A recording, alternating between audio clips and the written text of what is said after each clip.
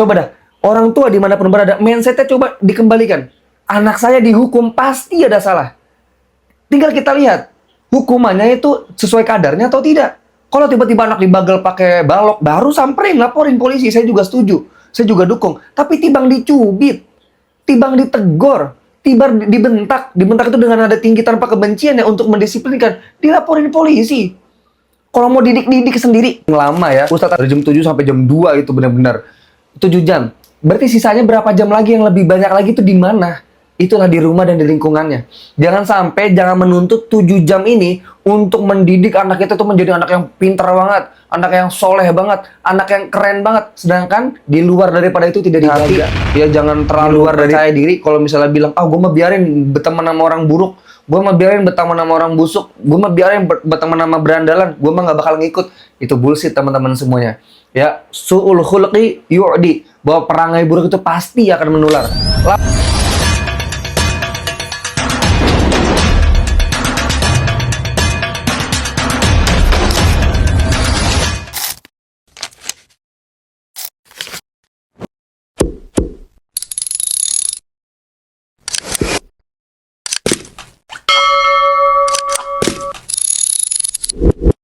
Bismillahirrahmanirrahim. Assalamualaikum warahmatullahi wabarakatuh. Hamdan wa syukrillahi amma ba'd. Teman-teman Leven dimanapun berada, kali ini kita akan membahas, saya kira suatu hal yang sangat penting untuk dibahas, yaitu peran guru dan orang tua. Teman-teman semuanya, di dalam Tripusat Pendidikan itu ada 3. Ya, ada rumah, ada sekolah, dan juga lingkungan. Ketiga ini harus bekerja sama untuk membentuk karakter seseorang atau karakter peserta didik kita. Ya, peserta didik itu bukan dibentuk dari sekolah doang, apalagi yang notabene hanya terbatas. Teman-teman semuanya, sekolah taruhlah berapa jam? 7 jam lah, misalnya kita ambil itu yang paling lama ya. Dari jam 7 sampai jam 2 itu benar-benar. 7 jam. Berarti sisanya berapa jam lagi yang lebih banyak lagi itu di mana? Itulah di rumah dan di lingkungannya.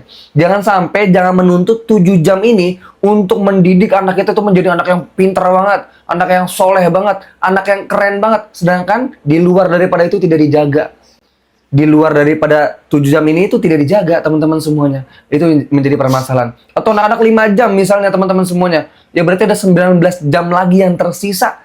Lalu anak tidak dijaga, ya jangan salahin sekolah berarti.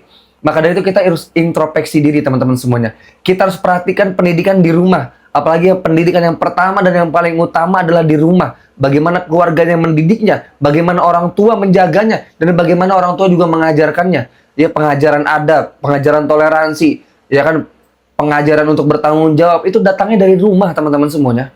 Nah, selanjutnya itu baru di sekolah. Di sekolah itu bentuknya adalah penguatan, pengayaan juga materi. Lalu implementasinya di mana? Implementasinya di lingkungan dan di rumah, teman-teman semuanya.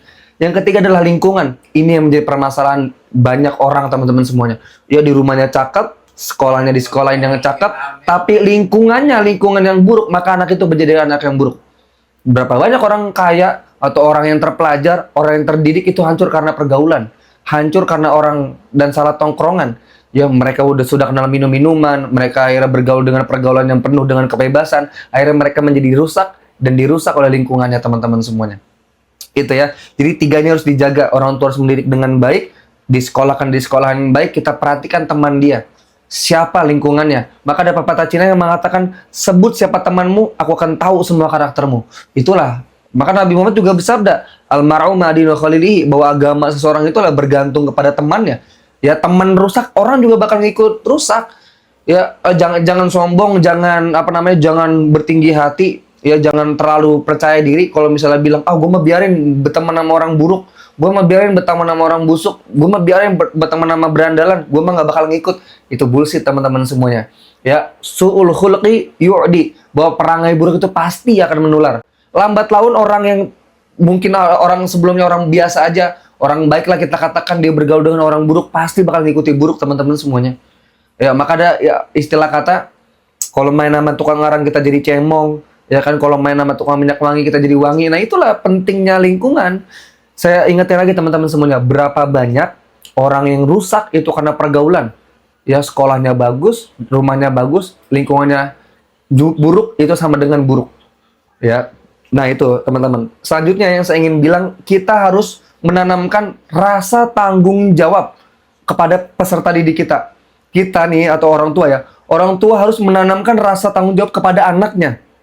Kepada anaknya ingat hukum kausalitas, ada hukum sebab akibat. Nah ini nih teman-teman semuanya marak banget ya, banyak sekali guru yang dilaporkan kepada polisi karena mendisiplinkan anak didiknya. Ini menjadi permasalahan. Coba dah, orang tua dimanapun berada, mindsetnya coba dikembalikan. Anak saya dihukum, pasti ada salah.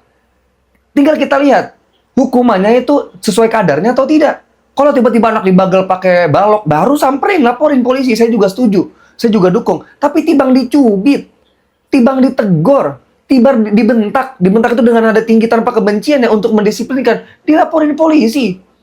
Kalau mau didik sendiri. Ustadz Abdul Somad, teman-teman semuanya, dibilang, ketika anak saya ngerokok lalu ditampar, saya akan bawa anak saya akan suruh tampar kan, misalnya tampar sebelah kanan, suruh tampar sebelah kirinya. Nah itulah orang tua mendukung. Sekarang yang terjadi gimana teman-teman semuanya? Guru malah diskriminasi dengan orang tua, disamperin depan anaknya ya kan? Kamu ditampar sama dia ya, kamu dicubit sama dia, kamu nyubit anak saya ya, bla bla bla. Runtuhlah wibawa seorang guru di sana. Apa yang terjadi teman-teman semuanya? Anak ini tidak akan mendengarkan guru manapun. Karena dia merasa, ayo lalu guru, ayo dong berani negor gue sini. Lu berani negor gue aduin emak gue lu, gue aduin bapak gue lu, abis lu dikata-katain, abis lu dijatuhin mental lu, abis lu nanti ditegor. Anak bakal jadi anak yang berandalan, anak yang gak tahu aturan. Ya, anak itu bakal menjadi anak yang rapuh teman-teman semuanya. Karena udah kebanyakan di alam, nanti ketika dia mengalami ataupun menjalani dunia yang sebenar-benarnya dunia yang begitu kejamnya, dia akan rapuh, dia akan pecah, dia nggak bakal kuat. Oh, langsung stres dia, itu kan langsung kena mental, langsung nggak bisa bergerak lagi itu. Itu yang jadi bahaya teman-teman semuanya. Jadi, usi nafsi wayakum, orang tua dia manapun berada, pendidikan itu adalah apa yang kita lihat, apa yang kita dengar, dan apa yang kita rasa. Dan segala apapun yang dilihat dan didengar dan dirasa oleh peserta didik, oleh anak-anak ibu-ibu semua nih, ya anak ayah bunda semua, itu adalah pendidikan. Biarkan, ketika emang itu dalam kadarnya, dalam koridornya, biarkan seorang guru itu mendidiknya. Mau nggak gitu kan anaknya itu jadi anak yang baik, anak yang bertanggung jawab, anak yang berpendidikan. Kalau mau serahkan semuanya kepada guru. Ingat, kita tafwid itu bukan hanya menyerahkan begitu aja, udah biarin mau mati enggak. Guru pun menjaganya teman-teman semuanya. Maka dari itu, sebelum kita mendaftarkan anak kita kepada sekolah dan kita mempercayainya, kita lihat dulu sekolahnya bagaimana. Kita lihat pemimpinnya seperti apa. Kita lihat kurikulumnya bagaimana. Kalau memang sudah kita lihat bagus semua, percayakan. Selama itu sesuai koridornya, dihukum segala macam, percayakan. Kami di pesantren dihukum lebih keras teman-teman semuanya. Ya ayah bunda dimanapun berada, kami lebih keras dihukum. Namun orang tua saya tuh nggak pernah komplain. Orang tua saya nggak pernah gimana-gimana. Orang tua saya selalu bilang, kamu pasti kuat, kamu pasti bisa, selesai urusan. Justru ketika kami tidak bertanggung jawab atas kesalahan yang telah kami buat, itu ada rasa was-was. Rasa kayak, pengecut banget ini diri. Rasa terus dihantui dengan hukuman yang terus dihantui dengan kesalahan yang kami lakukan. Jadi, tanggung jawab teman-teman semuanya. Ya ayah bunda dimanapun berada, tanamkan kepada anak-anak ayah bunda, ketika emang sayang ya dengan anak-anaknya, rasa tanggung jawab. Hukuman datang dari sebab ataupun balasan daripada pelanggaran. Tidak ada hukuman jika tidak ada pelanggaran. Kalau ayah bunda ingin menuntut, kalau ayah bunda ingin memproses, kalau ayah bunda tidak terima, coba lihat dulu format hukumannya bagaimana. Kalau anak-anak ayah bunda diinjek-injek, anak-anak ayah bunda dibagelin pakai balok, atau dihukum dengan sesuatu yang tidak wajar, silakan laporkan. Tapi kalau misalnya selama itu tidak dilakukan, jangan dilaporkan. Kalau tidak mau mempercayai sekolah dalam mendidik, tidak mau mempercayai guru, didik sendiri. Banyak sekali parodi gitu kan, ngelihat anak didiknya bolos ya dia bodo amatan. Karena itu, kalau misalnya dia dididik, itu kan ditegaskan, orang tuanya yang repot. Orang tuanya yang malah, nggak jelas lah begitu. Jadi, saya pengen bilang kepada teman-teman semuanya, lihatlah, masukkanlah anak-anak kita ke sekolah itu dengan melihat pemimpinnya, melihat bagaimana kurikulumnya, dan melihat bagaimana kompetensi gurunya. Kalau ketiga ini sudah mumpuni, percayakan. Kalau misalnya nanti ada datang hukuman, dan itu mindset-nya harus ditanamkan seperti itu teman-teman semuanya. Ayah bunda dimanapun berada, mindset-nya harus ditanamin. Anak saya dihukum karena dia melanggar. Anak saya dihukum karena pasti dia melakukan pelanggaran itu. Itu mindset-nya dulu. Ya, kalau misalnya hukumannya tidak sesuai kadarnya, baru laporkan. Baru tegaskan, baru samperin. Ya, baru komplain silahkan. Ya, itu dulu teman-teman semuanya.